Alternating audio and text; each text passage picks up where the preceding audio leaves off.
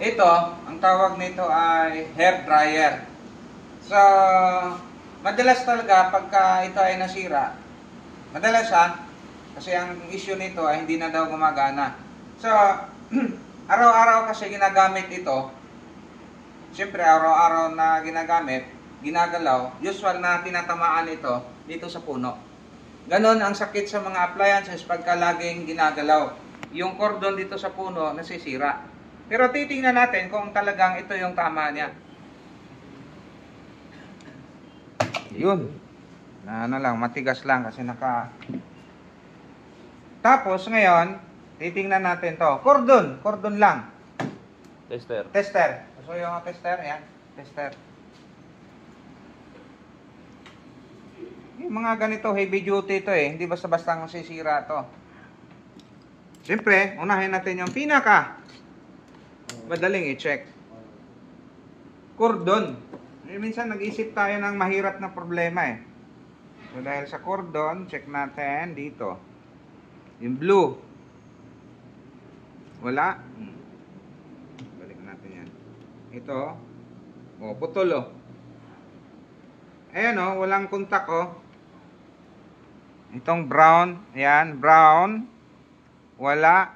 Yung blue, wala rin. So ibig sabihin, confirm, cordon agad. Itong papalitan, ayun oh. Sabi ko na nga ba eh.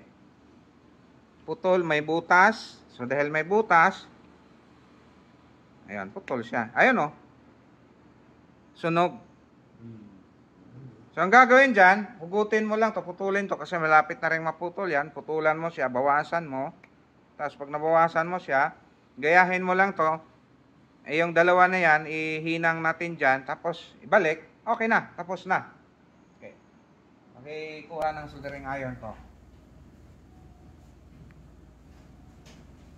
So pwede mo nang masingil to ng more or less. Depende sa usapan ninyo. Depende kung magkano ang presyo. Oh. Pero pag mga ganito na putol, alam nyo kung magkano ang sinisingil ko.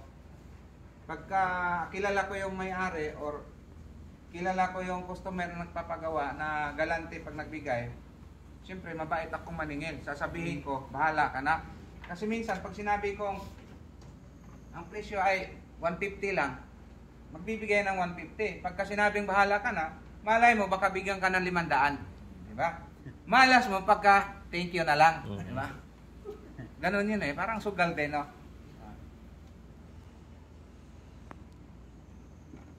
Ayan, nabalatan na natin. Ito, hinabaan natin yung isa para magaya natin yan. Tapos yung isa, putulan natin to, tapos balatan.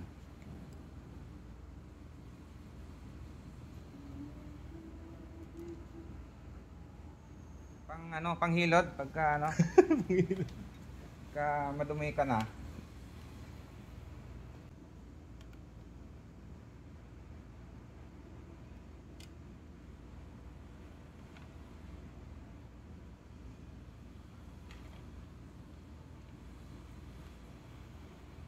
Para hindi mahirap. Tanggalin natin yan.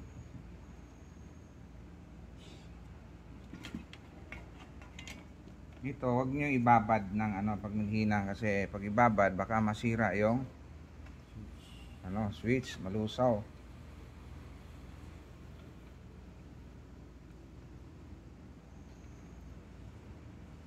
Pag nalusaw, edi sira.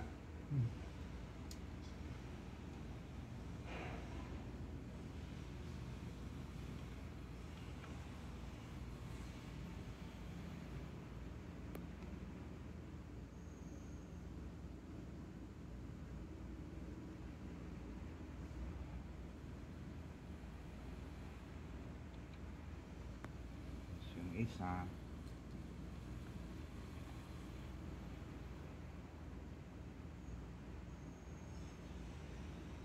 Ha? May arthritis na sir. Arthritis?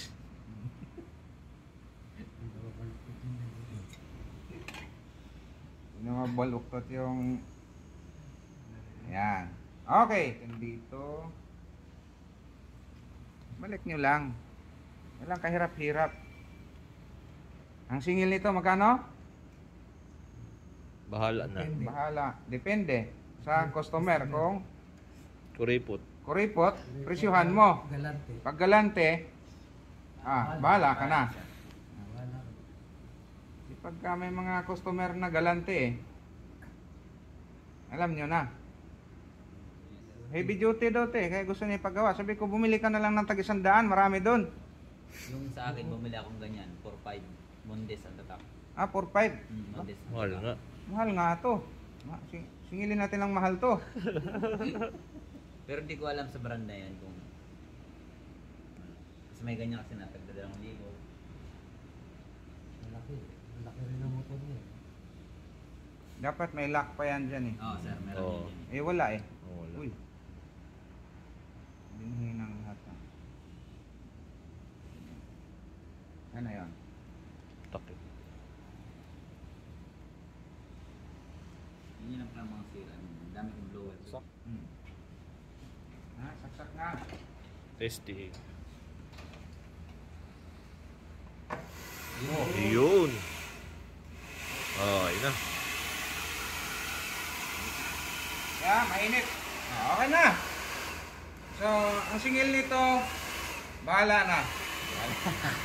Okay na siya, kumagana na. Alright. Ito talaga. Alam nyo, ano bang mga madalas na appliances na laging nilalaro? Plancha. Iniikot-ikot. Yung plancha ng damit. damit. Dito napuputol yan. Cordon. Yung plancha ng buhok, yung hindi ginaganon. Hmm. Madalas dito rin nasisira. Ito, blower. Ito, madalas nasisira. Kasi nga, laging nagagalaw dito.